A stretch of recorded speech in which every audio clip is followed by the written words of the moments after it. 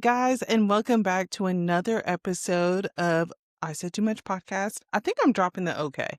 It's been like 2 years now. I can't believe y'all. I started my podcast in January of 2023. Do you know how much further along I could be by now? And that's why I'm back. If you're wondering why I'm back out of nowhere, it's because I have been listening to a ton of Poor Minds. Poor Minds right now, favorite podcast hands down. And Lex and Drea really pride themselves on the fact that they've never taken a day off. They've always Friday upload an episode. Like they haven't missed an episode in like the whole time they have been doing it. And hearing that, I was like, wow, I have missed lots of episodes. But when I came back, I was like, I need to find another way to like do this and like make it pop. And YouTube is the place to be for podcasts. So many people watch so many podcasts on YouTube. Me, myself included, I found a lot of new podcasts through YouTube. I found Rotten Mango through YouTube through an Ashley Trevino episode. And so I was like, you know what, girly? It's time you just do what you've always said you're going to do. I think the one thing I've learned recently, I'm turning 32 at the end of the year. It's like, if you can't keep a promise to yourself, then what really is the point? Okay.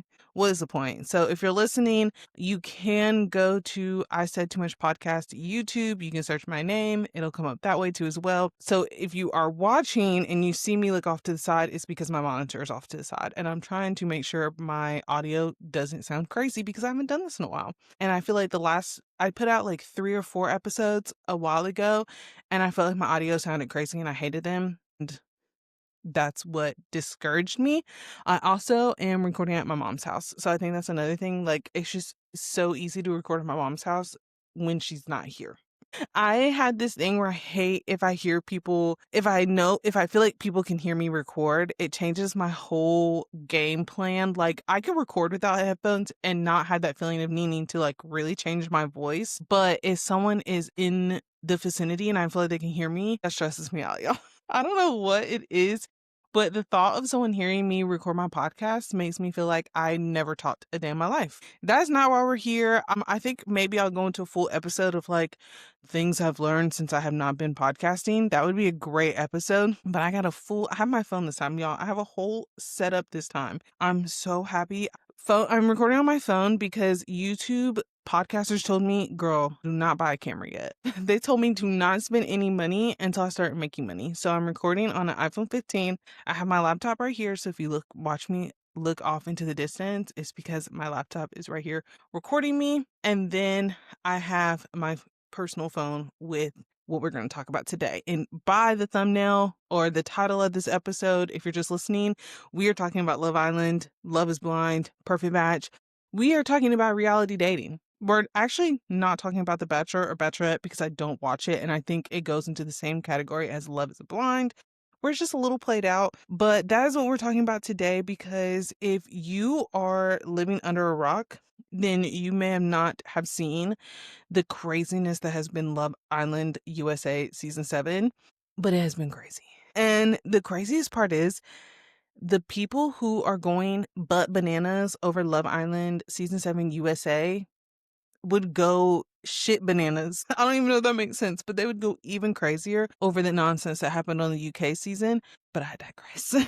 I digress. So I will say for these next few episodes, please bear with me. I'm going through a lot of old topics that I haven't gotten to discuss because I have not been podcasting. So if that's cool with you, it's cool with me. Well, it's just gonna have to be cool with you because I have lots of things I want to talk about. I'm gonna try to drop the most recent, like Love Island. The reunion has happened. Perfect Match is over. Love is Blind season 2 of UK has just ended, and Love is Blind USA comes back in October. So I feel like this is like one of the most recent episodes.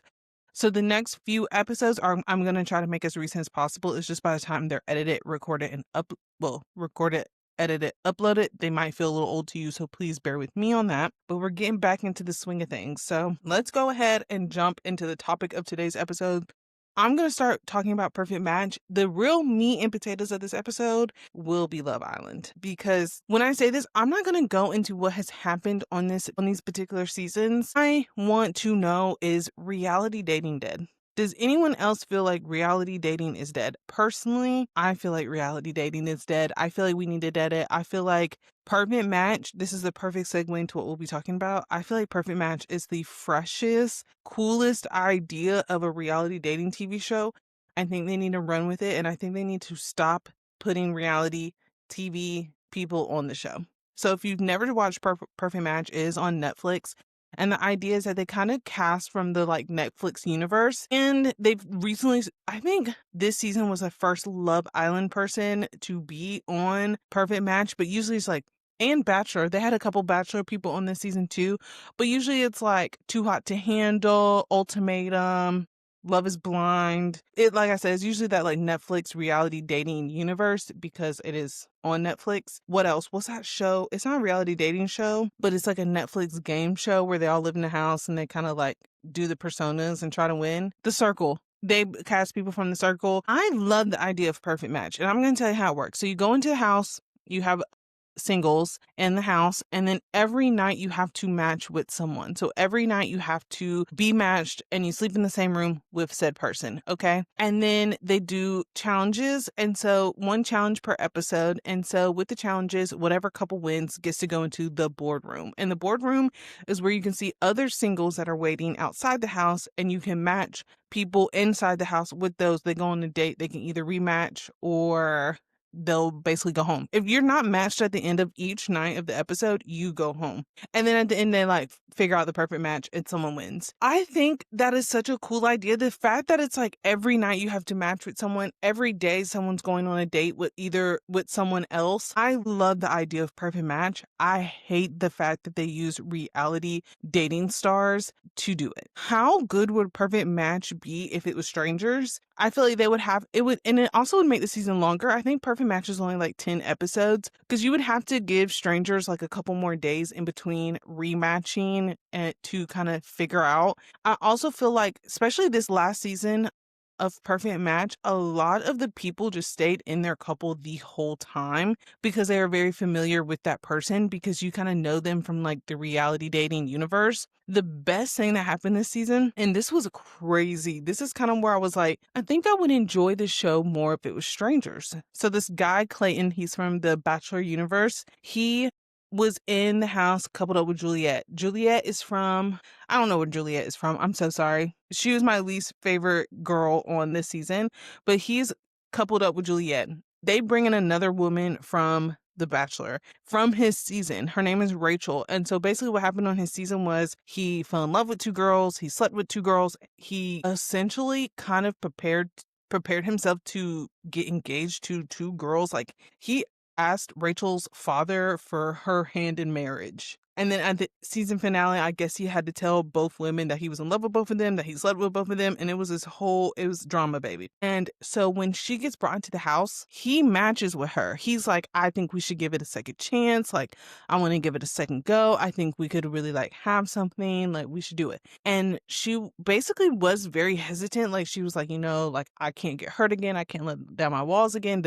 And he's like, I know, but like my intuition, something is telling me. And if you don't know anything about Clayton, just know that he is, he's, I wouldn't say he's beautiful. I mean, he's a good looking white man. Like, yeah, he's not really my type per se, but he is, he be on TikTok and Instagram dancing. Like he says that he's always loved dancing. But people would look at him and be like, boy, you cannot dance. And so he takes dance lessons and he like records his journey on Instagram. In other words, this man is kind of corny. Okay. He's kind of corny. So he matches with Rachel. Juliet leaves that day because she doesn't have a match. And then they do one kissing challenge where you're blindfolded and everything, and you have to like kiss and you have to like rate them. And the whole idea is that you should rate your partner the highest. That's the whole idea of the challenge. And after this challenge, she's basically like, actually, my intuition was wrong and I don't want to date you. And she flips her shit because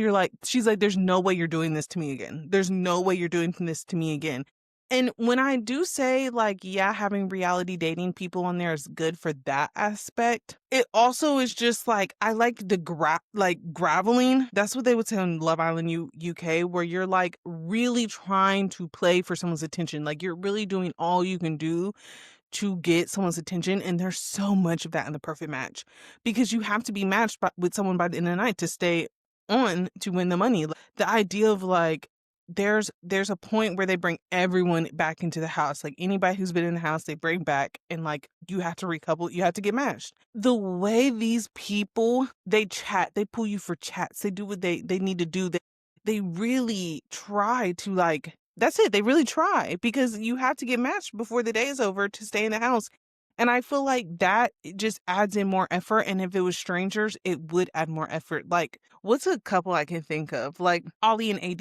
Another big controversial thing of Perfect Match this season was Ollie and AD because a lot of people said it showed and represented Black struggle love. And basically what happens is Ollie and AD get in the house. They're coupled up since day one. Boom. Someone sends AD on a date. She's not entertaining it, doesn't really care for it, stays with Ollie. But then further on, they have to send someone on it. They have to send their two top couples on a date. Their couple. This doesn't make any sense. So basically, they go to the boardroom and they pick the two top couples as Ollie and AD and Madison and Freddie. Madison and Freddie are both from different seasons of Love is Blind. And so basically, they sent Ollie on a date. And since they sent Ollie on a date, AD gets sent out of the house. And so he goes on a date with Justine from Love Island USA and Love Island Games. Beautiful girl. So basically what happens is Justine comes back into the house. They match, they cuddle, they kiss, they do all the things. And then the next day the guys go to a mixer where they send all the ladies in, including AD. And he straight up lies to AD's face and says, we didn't cuddle, we didn't kiss, blase, blase. That everyone comes back into the house, they have to rematch. And so AD and Ollie rematch, but AD does talk to other guys because she's like, okay, well, you just lied to me. And so she talks to someone that's from Love Island USA, Love Island Games, Ray, that's his name. Ollie flips his shit. Ollie is pissed. Ollie's mad. Like, he was like, how dare you laugh in another man's face? Like, da-da-da. After he just lied to her about kissing and cuddling Justine. And I will say the best conversation happens between Justine and AD on Perfect Match, where Justine is like, I hate that it's two Black women in this position. And I love that they kept it in there. And I love that they had that conversation because it was kind of feeling like the producers were doing some snake shit. But that's just my opinion, that the fact that they kind of had it play out that way. But I love that Justine's like, I hate being in this position with another Black woman. Like, we shouldn't be fighting. And AD's like, yeah, no, it's all on Ollie. Like Ollie lied to me. But a lot of people didn't like them because they just feel like it represented like Black struggle love, which I get. At first I didn't understand what people were saying, but like the more and more the season went on, and then when he blows up on AD for talking to Ray and like laughing, I said, I never liked Ollie from his season from Love is Blind UK. That's where Ollie's from. But I mean, AD and Ollie are engaged and having a baby now, and so I guess it really doesn't matter at the end of the day. And another reason why I don't like it with previous contestants or whatever you want to call them from love reality dating shows is because AD and Ollie had already been in each other's DMs and like liking each other's posts and stuff like that. So they already had an idea with each other. So of course they're going to get together in the show and then stay together. But if it was strangers, they would have no idea of who each other is. You know what I'm saying? I don't know. That's just I feel like Perfect Match has a really good idea and a really good system. I just feel like it would be better with strangers. So Netflix, if you want to hit me up for the idea, I got you, but I think you should do it with strangers. I think you should do one season of Perfect Match with strangers, make it 20 episodes instead of 10. I think you would have a hit on your hands. Okay, I think you would have a hit on your hands. I'm so serious. And then my next show that I want to talk about is, I have a lot to say about Love Island. I barely have anything to say about Love is Blind. I would say with Love is Blind, I think every season they're trying to recreate Lauren and Cameron. When it comes to Love Island USA, I think every season they're trying to create Lauren and Cameron and they're not going to. Love is Blind UK is actually pretty good. I haven't watched this last season that just came out, but I was watching a YouTube reaction video and all the comments were talking about a particular couple and they were like their wedding didn't even feel like it was part of the Love is Blind universe. So Love Island UK, they are getting it right. They are getting it right. I don't know because it's so crazy. I feel like this about Love Island UK.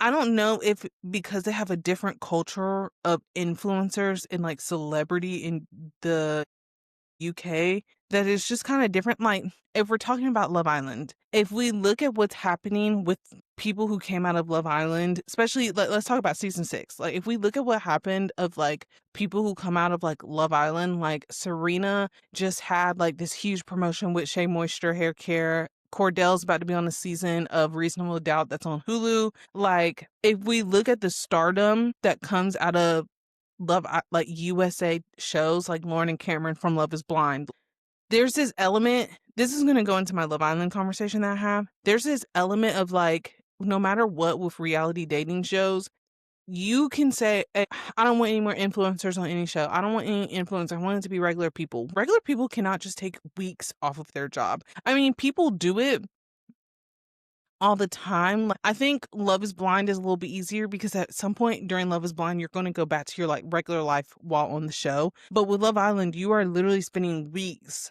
in Fiji. And with that, you don't know if you're going to be on for 2 episodes or all 30 plus episodes. You don't know what's going to happen. So you're spending all this time and it's like you want these regular people, but how can regular people do that? So I think there is always going to be this element of like, I can go on this reality dating show and I might pop. I might pop off. Our season might go pop.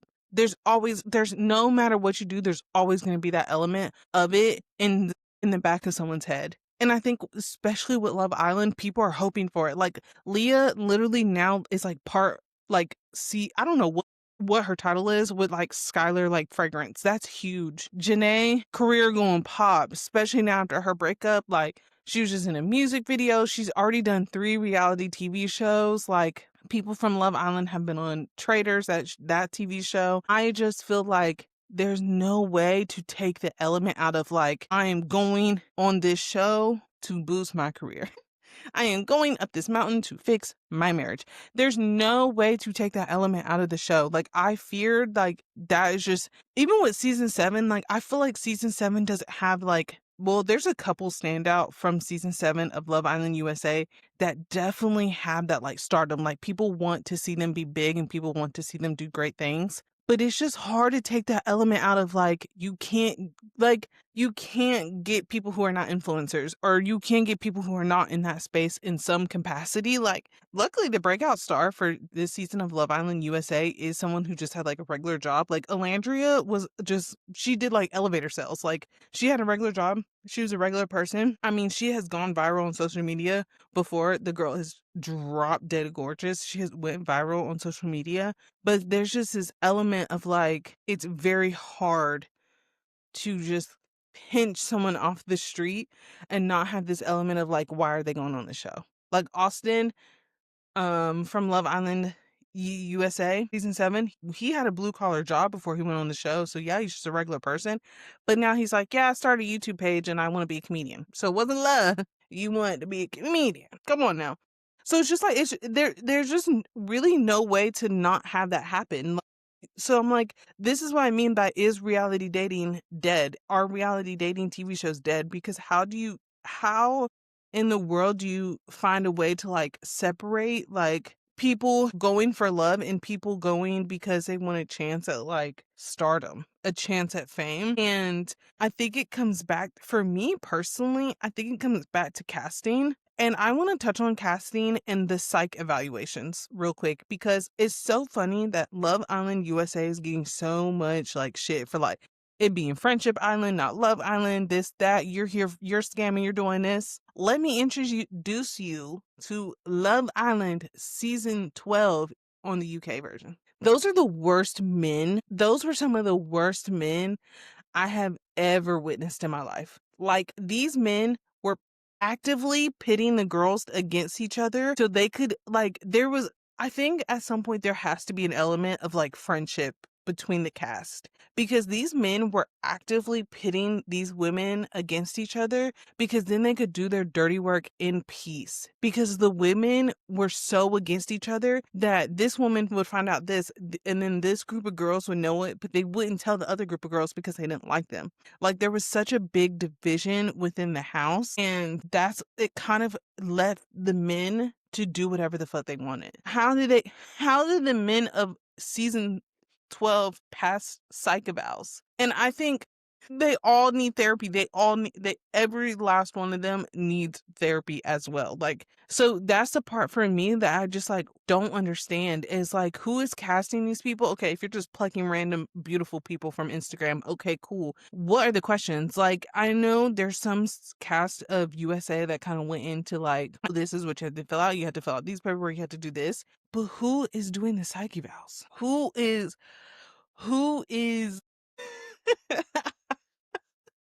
it's because I'm laughing because I just have to know like who are passing these people on to the producers and being like, yeah, this is a good bunch of these are the best guys we could find. Of course, yes. And then there's like a whole nother element of Love Island UK of like diversity.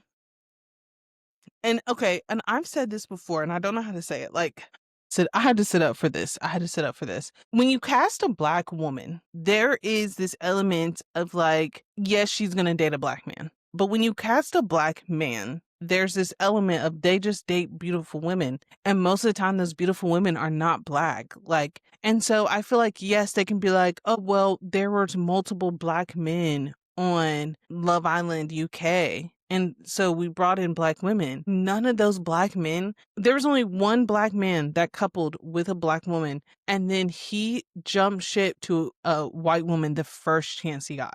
The first chance he got, he jumped shipped. And so I think there's this like, how do you figure out like this balance of like, okay, going back to Love Island USA season 6, Cordell went in there. Cordell was going to go in there and be coupled up with a black woman and leave with a black woman. Like there was just no ifs, ands, or buts about that for Cordell. And that's beautiful. That's amazing. I feel the same way about Ace from season 7 and Taylor from season 7 as well. Now, Taylor's a little colorist. He wasn't going to end up with a dark skinned black woman, but he left with a black woman. So I guess that, we can only ask so much, And so it's like, I feel like the UK can't find that balance yet where they can like, okay, we're going to bring in this diverse cast, but the black women are not getting picked. And don't get me started into like the Whitney and Lockham and the Kenny and Janae situations of the like, okay, these black women are getting picked by non-black men and then done dirty and then done terrible. Like, and this is another reason why I feel like you cannot put regular people on the show because Kenny was a regular person, left his job. Like I remember it came out somewhere where like this girl worked with Kenny at his job and you could like see his away message and talking about how like he's not in the office and how it's this element of like people are going to scam even more if they do not want to go back to their 9 to 5. They're going to try to get to the Final Four. They're going to try to win even more if like, okay, well, I can come out of the show. I can come out of the show and just be an influencer and that'll be it. So like I think that is the root of the issue. Like I feel like a lot of people have talked about Love Island USA season 7 and been like, how did we get here? How do we get to the point where like none of the cast likes each other? Like I had this whole episode planned and then Ace from this season came out with this interview and it just like changed everything. And I was like, no, the conversation around Love Island needs to be casting. It needs to be casting. And I think that's the problem with these reality dating shows now and why they just are no longer flourishing. It's so hard. It just is so hard to cast people and the back of their head not be, I want to go pop. I want my season to do good and I want to go pop. Like I think I did not want to mention her on this podcast episode because I think even saying her name brings a lot of hate to your page. Like Huda. I personally believe Huda from Love Island USA season 7, a lot of her actions were fueled by if this season goes pop, that's my career. Like, she had a pretty good influencing career, a pretty good, like, she was doing like gym content, a pretty good fitness, Instagram, TikTok, all that. But now she's doing like Sephora ads. Now she's meeting with like Huda Beauty. So I think it's like, there's no way to have any authenticity in these seasons anymore. There's no way to find them. And I would love to speak with like casting directors. I would love to know, like, how are y'all going to work on finding authenticity? Because the whole conversation around Love Island USA season 7 was like, how are they going to top season 6? How are they going to top season 6? So if you're going into season 7, you're casted, you're on Fiji, how you're in your mind, how are you not going to find someone that's like, well, I had to go out there and pop my shit to be better than season 6? And it especially shows with Love Island USA, because season 6, there's this scene between Cordell and Serena. Cordell and Serena go on to win. They go on to win, and there's this iconic episode of after the Casa Amor recoupling where they're arguing. And it's like that, like, black love typical arguing, and it did numbers on social media. People love that scene. People still talk about that scene to today. And I think a lot of the actions that happened on season 7 were people trying to recreate those moments. I think people wanted to have that moment. People saw what it did for Serena and Cordell, and they wanted to, that's the moment they want to have. And I mean, I have my own thoughts on Cordell being on Love Island, because if you don't know, Cordell's brother is Odell Beckham Jr.'s younger brother. That's Cordell. And so I have my own thoughts about him being on the season 2 as well, because it's like, I said for his contract that his brother shouldn't have been allowed. Sorry, I said his brother shouldn't have been allowed to post about the season finale. I said they should have put that in his contract, because you think about it. If you have an NFL brother, and like, Cordell is not just like an NFL football player. Like, he has a huge following. He's been in Drake videos, like this whole thing. You have your brother that's doing that, and then he posts you about telling America to vote. How is that fair to any of the other contestants? How does that work? How does that? So I don't know. It's like, how do you bring, like, that's the big question of this episode. Like, how do you bring the authenticity back of reality dating shows? And I really don't think you can unless you get a whole fresh idea. You have to have a new, fresh idea for what you want to see on a dating show. And I feel like that's why I'm like, Perfect Match has something so good. For me, it doesn't work when you just bring, I was going to say reality dating show rejects, but that's like, that's so fucked up to say, but it's like true. That's like what it is. It's like people who didn't win their season or didn't go on to have good seasons of theirs. And so then they go on Perfect Match. Like, that's, and they all, like, when they're in the boardroom, you can like, oh, this person, these two people know each other. I don't like that. I don't like that. I think Perfect Match really has a good system. And I think they really could have something good, but because they cast reality TV show rejects, for lack of a better way to put it, it's not as interesting to me. And I feel like Love Island, Love is Blind, I feel like everyone's looking for their 15 minutes to turn into an hour, to turn into a podcast. Not every woman that comes off of Love is Blind needs a podcast. Like, no offense, AD, I love AD. I don't watch your podcast, but not every woman that comes off of Love is Blind needs a podcast. So yeah, it's like there's just no more authenticity, and I don't think you're gonna get that authenticity from casting just like regular people, because I think those regular people are like, well, I'm taking 6 weeks plus or whatever off of work. I gotta make it to the finish line. I gotta get to the end, because if I don't, I'm not gonna have a job to come back to. And in this job market, not having a job to come back to is crazy, because it's like, if you think about it, a woman takes 6 weeks off of her good paying corporate 9-to-5 job. Cool. That's basically maternity leave. That's like that's what women get in maternity leave. Men don't really get that much, but that's what women get in maternity leave. And you expect them to use that time off, use that leave as like to go on Love Island and not reach stardom afterwards? Yeah, I don't know. I think that's like, I think it's time to call it. And then you bring in like Bachelor and Bachelorette, like, boring. Sorry to the people who watch it. I just don't, I've tried. I don't find it entertaining. I will say they've been able to expand on their own. Like, they have like the Bachelor Paradise, where it's like all people from previous seasons.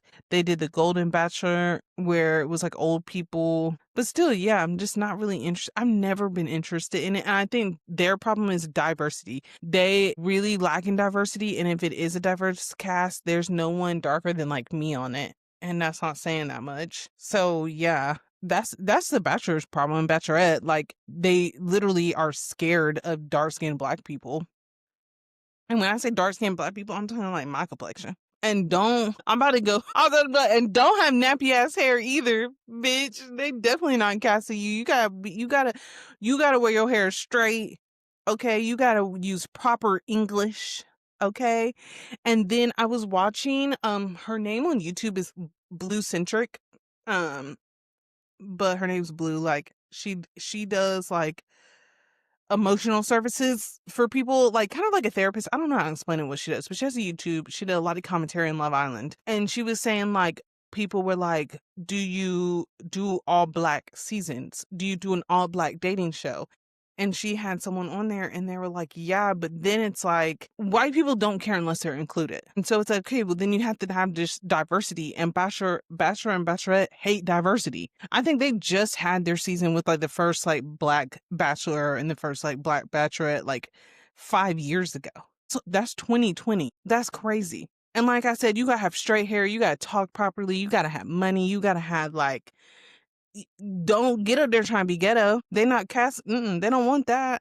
So that's their problems. Yeah, me personally, as a long time watcher of Love Island, a long time watcher of Love is Blind. I don't really watch Love is Blind anymore, but like a original season Love is Blind watcher, I think reality dating TV shows are dead. I think they're dead. I think we need to find something else. Like I think we need to start bringing back like, you know what else? Actually, I was gonna say like something like The Challenge, but The Challenge dead too. They're on like season 32. Them people is 55 years old still trying to do The Challenge. I don't want to see that shit either. So I don't know. I feel like reality shows are when it's like they can take you from like nobody knows you to like everyone knows you. It's just so dangerous in this day and age of like influence. Everyone wants to be an influencer. Everyone wants to like. I mean, look at me. I got a camera, lights, everything set up. Like, come on now. I mean, I think it's just like there's no way to have authenticity. And you know what? I attack casting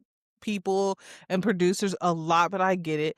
The more and more you think about it, the more and more there's just no way to have like true, real authenticity. So I understand. Yeah, that is it for me on reality dating shows. I don't know if I'll watch another season of like Love Island. I might just stick to like Love Island UK. Like that might just be it for me. I think once I started dipping into USA, that's when I just started getting like, oh. But one thing you can know about me is I probably will never watch Love is Blind, especially the USA version. I probably would never watch Love is Blind again, ever. If you haven't watched the season of Perfect Match, I think you should watch it. I think that is good. I will give Perfect Match that, but let's just get into the song of the week. So my song of the week is, if you didn't know, Bryson Tiller just came out with a new album. And so, okay, I had this conversation with my friend. When you go to the album on Apple Music or Spotify, you're not going to see anything first. It's going to be blurred out. It's just going to be like track 1, track 2. That's because he's coming out with another part of the album, I think in October. You got to scroll down.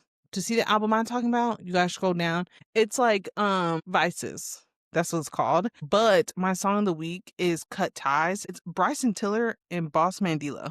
And if you know me, anything about my music taste, that's like the perfect combination. It's called Cut Ties. It's so good, y'all. It's like that perfect like R&B with a little bit of rap.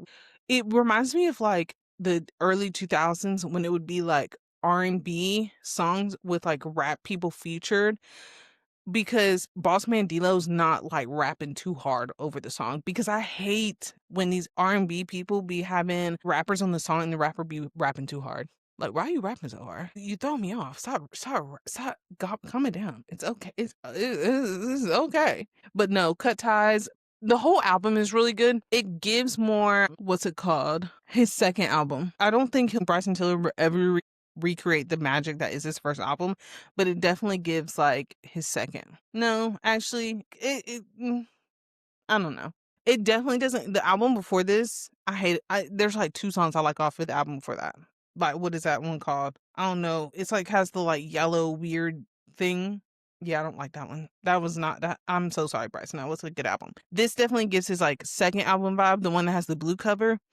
It gives that one. It's a good album. Vices by Bryson Tiller is the album, and then the song is Cut Ties with Bossman D-Lo. So yeah, that is everything for this episode, guys. I will see you in a new episode next week. I love you. Comment, make sure you comment, like, subscribe. I have to say that now, but yeah, make sure you comment, like, and subscribe. If you're listening, if you're just listening, make sure you follow, review everything. And like I said, if there's something, comments are on YouTube. So if there's something you want to see, if there's something you want me to talk about, leave a comment below. And I love you guys, and I will see you next week.